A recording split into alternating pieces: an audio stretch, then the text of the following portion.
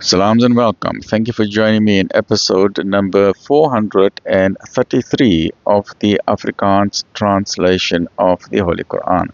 Ons is nou besig met die Heilige Quran en die Heilige Quran is by Imam M.A. Baker. Auzubillahi minash shaitani rajim. Bismillahir Rahmanir Rahim. In the name of Allah, most gracious, most merciful, in die naam van Allah, die barmhartige, die genadige. Episode 433.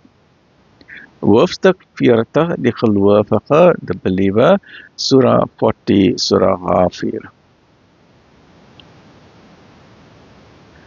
Afdeling 3, 'n waarskuwing in die geskiedenis van Moses.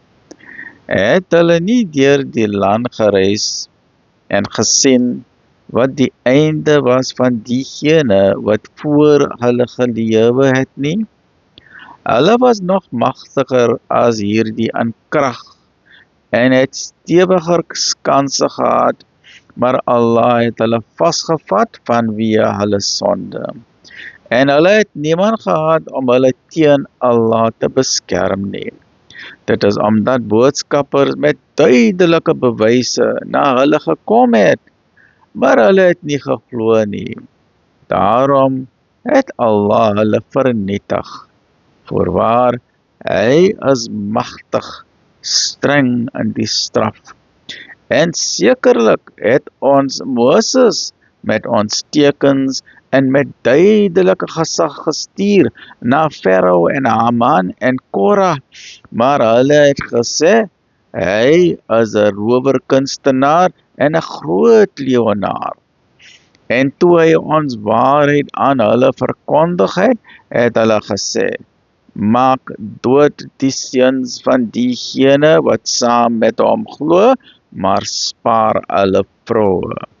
Maar die planne van die ongelowiges sal ongetwyfeld misluk. En Farao het gesê, laat dit aan my oor om Moses dood te maak, en laat hom sy Heer aanroep.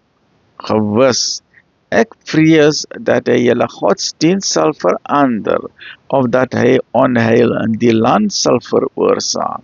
En Moses het gesê, waarlik, ek soek toevlug by my Heer, en julle Heer, teen elkeen wat nie aan die dag van afrekening glo nie. Dis die einde van daardie afdeling. Join me in the next episode, afdeling nommer 4. Alhamdulillah.